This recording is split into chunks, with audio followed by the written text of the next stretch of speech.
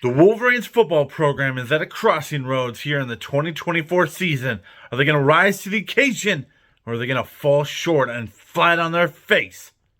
The Wolverines and their fan base want to be called an elite program. They want to be recognized and known as in the ranks as an elite program. Not an elite team, an elite program. So us Buckeye fans, knowing what an elite program looks like, are going to hold them to that standard. If that's what you want to be defined as, we're going to hold you and grade you on that scale and to that standard.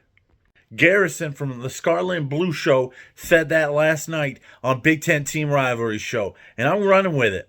Jim Brandstatter, he is a Michigan man through and through and through. I dare you to find a person that is living that is more of a Michigan man than Jim Brandstatter. He is Michigan's color analyst, and he had this to say on Facebook.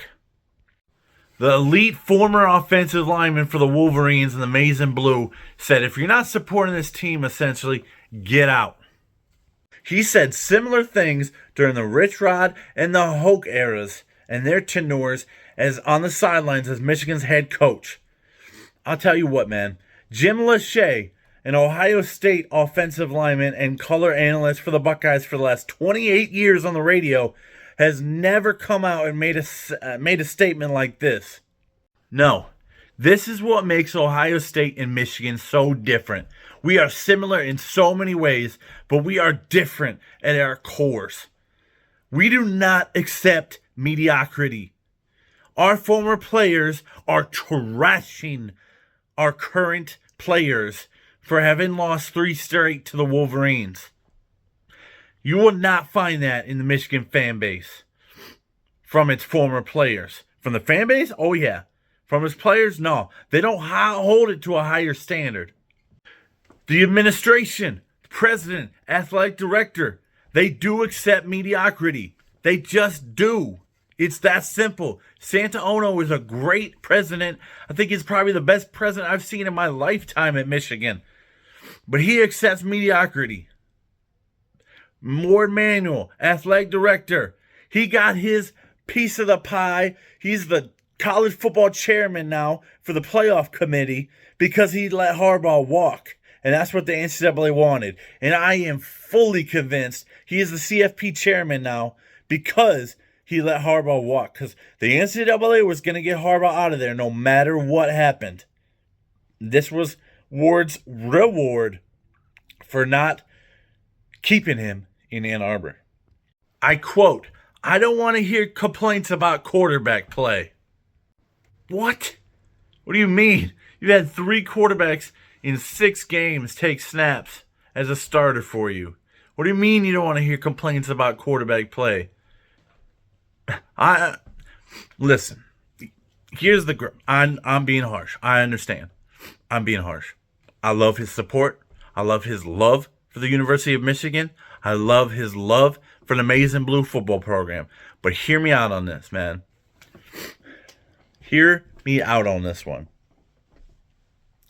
Better are wounds from a friend than many kisses from an enemy. That's some proverbs on you. I obviously am the enemy.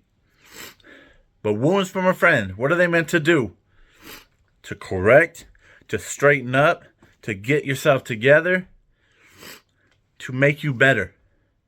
If nobody can correct or discipline or be, have some complaints about the program, then what can they do? I mean, daggone. It's ridiculous.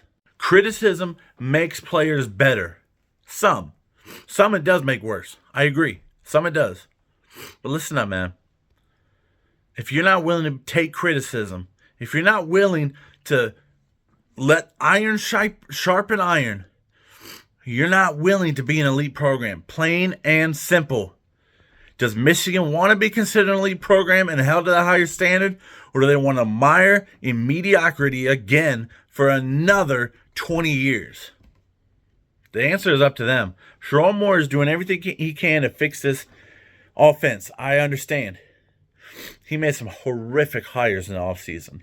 I understand that too. Kirk Campbell and Wake Martindale need to be tossed to the sideline if Michigan has any self-respect. At the end of the season, they got to be gone. They have to start over. They were terrible hires. Terrible. And so far, through 6 games of evidence, it looks like Sherrone Moore is a terrible choice as head coach. Now, with that said, I ain't going to judge a man on 6 games. I'm going to judge him on the Ohio State game. If they make a bowl game, I'll judge them on a bowl game. We'll see how they do. First year, Sherrone Moore not looking good, though. Go Bucks and God bless. We'll see you on the next one.